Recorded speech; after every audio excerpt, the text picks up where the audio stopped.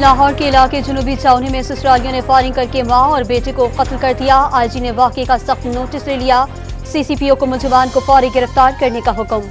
مٹیاری میں قومی شاہراہ پر بس اور ٹریلر کے درمیان تصادم سے 5 افراد جاں بحق اور 12 سے زائد زخمی۔ مرنے والوں میں 2 بچے بھی شامل۔ میتوں اور زخمیوں کو سول اسپتال حیدرآباد منتقل کر دیا گیا۔ آئی ایم ایف کا وفد وزارت خزانہ پہنچ گیا۔ آئی ایم ایف مشن اور وزارت خزانہ حکام کے درمیان تعارفی سیشن، طویل اور بڑے پروگرام پر مذاکرات شروع ہوں گے۔ آزاد کشمیر کی صورتحال پر وزیر اعظم شہباز شریف کی زیر صدارت کچھ دیر بعد اجلاس ہوگا۔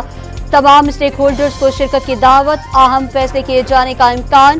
آزاد کشمیر حکومت کے عوامی ایکشن کمیٹی سے مذاکرات بے نتیجہ ختم۔ پنجاب اسمبلی میں مبینہ غیر قانونی بھرتیوں کا کیس، لاہور کی اینٹی کرپشن عدالت کا پرویز الہی اور محمد خان بھٹی کو فوری پیش کرنے کا حکم۔ وزیر خارجہ اسحاق ڈار 4 روزہ دورے پر بیجنگ پہنچ گئے۔ چین کے اعلیٰ حکام اور پاکستانی سفیر نے ایئرپورٹ پر استقبال کیا۔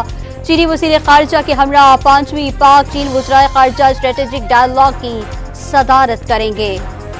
سول عدالتوں کی تقسیم اور وکلاء پر درج مقدمات کا معاملہ، وکلاء بطور احتجاج بازو پر سرخ پٹی باندھ کر لاہور ہائی کورٹ میں پیش ہوئے۔ دوسرے T20 میں پاکستان نے آئرلینڈ کو 7 وکٹوں سے شکست دے دی۔ کپتان بابر اعظم نے بالرز کی کارکردگی کو مایوس کن قرار دے دیا۔